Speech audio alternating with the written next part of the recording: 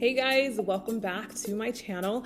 It's been a minute since I've recorded, mainly because I'm back in the classroom of teaching after being out for 2 years. I've been teaching, but I've been teaching online, and so I have missed my students. I have missed being able to interact with them face to face. So it's been really good, but it's been a bit of an adjustment to be back in the classroom and, commuting and, balancing my time yet again, of not just being home, all the time working. So I'm sad that, I had a little bit of a break in between, but I'm going to go ahead and knock out this part 5 of this 5-part series that I've entitled, Can You Spare a Minute? So if you remember, SPARE is an acronym for spiritual, professional, academic, relational, and then today we are tackling emotional fitness, all right? And so all of these together really contribute, from my perspective, in living out your purpose that you've been created for.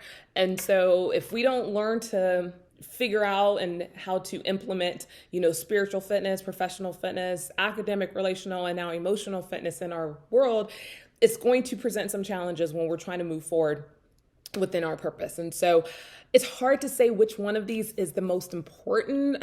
For me, it's starting with the S, the spiritual. I realize that might not be, a top priority for everyone, but I know for me, everything centers around that. When I'm balanced, spiritually, my professional fitness is good. My academic fitness, my, relationships are good. My emotional, fitness is good as well. But a lot of times, I need things happening at the same time. I need my spiritual fitness and I need my emotional fitness to be balanced before everything else kind of comes into place. So emotional intelligence is, I don't want to say it's a new concept, but it is a popular concept within corporate America, within businesses, organizations. I realize not everybody is familiar with what emotional intelligence is. So real quick, put my professor hat on and give you a definition of what emotional intelligence is. You can Google it and you're going to get a response on what it is, but really it's being able to manage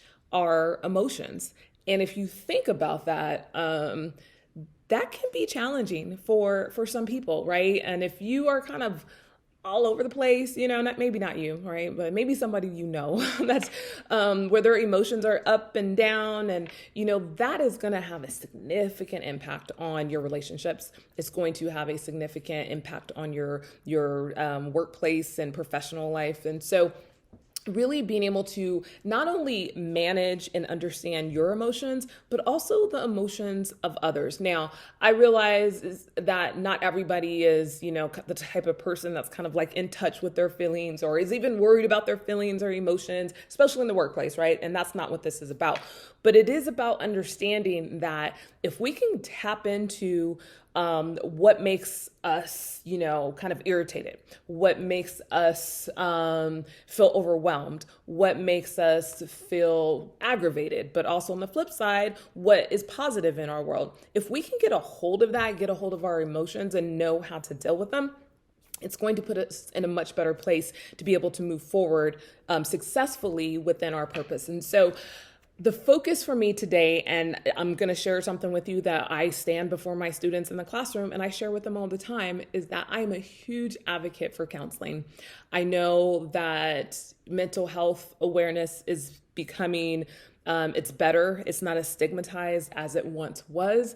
But I realize there are a lot of individuals of all demographics that struggle with the concept of going to therapy, of going to counseling.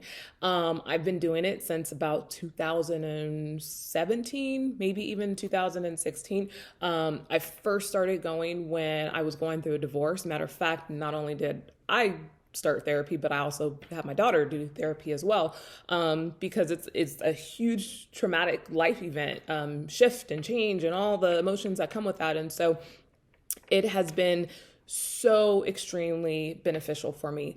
One of the things that I often tell my students is that therapy and counseling is not often what it's portrayed to be in the news or the media, especially like the media in a movie where the person's kind of laid out on the couch and, going back to their childhood and disclosing everything. It can be that, right? But really, it's just you talking to a professional about really whatever you want, right? And so for me, without disclosing everything that I talk about, but oftentimes there's seasons of my life where I feel like I need it more. There's seasons of my life where I feel like I need it less and I don't really need to go.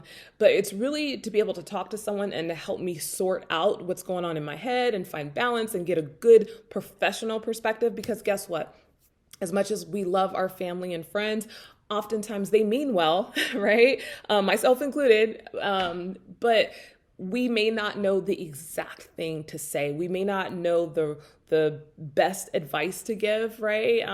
We might inadvertently say the wrong thing, and so I'm sure you've heard it said, just like we would go to a regular doctor, I'll say it that way, to kind of heal our physical body. Going through to a therapist, counselor, however you want to refer to it as, is really just helping us be healthy mentally as well. It doesn't mean that something is wrong with you. That's why I always like to tell people, there's really nothing like wrong with me, but life can get overwhelming as a single mom and a single mom who's working full time and has a teenager and, trying to make sure I stay well so my relationships are healthy and all of those sorts of things. And I tell you what, it is priceless. I know, again, there is that stigma out there, but I encourage you, maybe you were on the fence and thinking about it, maybe this is your sign to be able to go, or if it's something that you can encourage somebody else to do, because I guarantee you, you may not feel like you need it, but I guarantee you that you can benefit from it. So just kind of some food for thought, it's all about being fit in your purpose. I hope that helps somebody. Like I said, if it only helps one person, then I've done my job. So I hope you guys have enjoyed this series. I look forward to coming up with some more throughout this year of 2022. And as always, I hope you have a great week or weekend, and I will see you on the next video.